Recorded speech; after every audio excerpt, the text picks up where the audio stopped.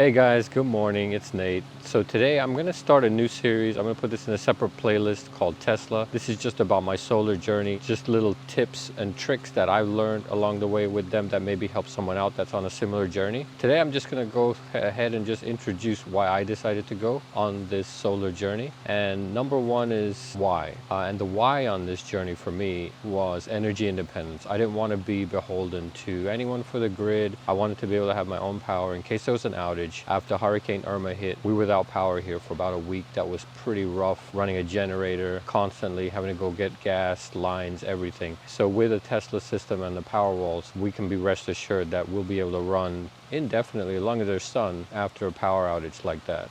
And of course there's savings, so we'll save on our electric bill. It should be enough to offset our entire electric bill. So over time, that pays for itself. So the who. I looked at local installers before looking at Tesla. I actually had looked at Energy Sage. That's how I found Tesla. Well, I thought Tesla was going to be too expensive, but they actually ended up giving a bid at a much lower cost. So Energy Sage is a site that I would definitely recommend. They allow local installers, Tesla, whoever, to bid on your project, and you end up with a good feel for what the market pricing is. In my case, Tesla was way cheaper than anyone else, about 40%. So the when, I started this last July. System was installed in February, so it was quite a long wait.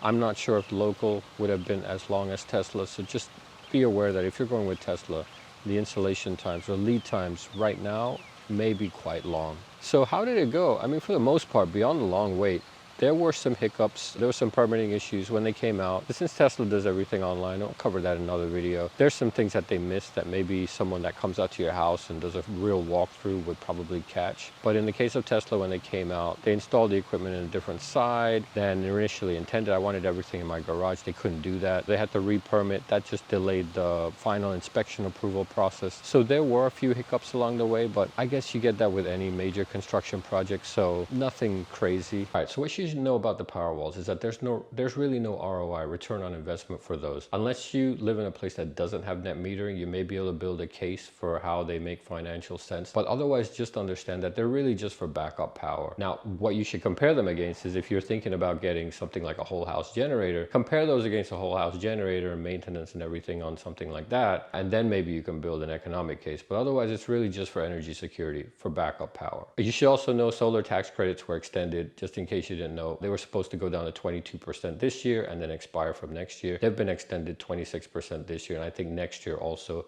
before they start phasing down to that 22%. That's a nice 4% increase if you get your system installed this year or next. And speaking about a system, if you do decide to go with Tesla, I'm going to put a referral link in the description of this video. If you use that, you get $100 off your system after you get it installed. The other thing you should know is after you get your system installed, make sure you don't backfeed power into the grid until you get PTO, which is permission to operate from your power company. Technically, you're not supposed to use your system, but as long as you don't backfeed, you'll be fine. If you backfeed, you may get fined and you potentially will pay double for power because your meter is not set up to read the power that you're sending back to the grid. I have an app that I installed on my SmartThings that helps me monitor my Powerwall level. So it lets me go and shut off the grid, and I'll show you in another video how to do that. And if you want that app, I'm gonna put the link in the description also to that. It's a Darwin's Den app for SmartThings, and I think Hubitat. That also relies on the fact that you have a Powerwall system and you can monitor your power usage before you backfeed stuff. All right, guys, that was it. Real quick video. I hope you got something out of this. If you did, please click like,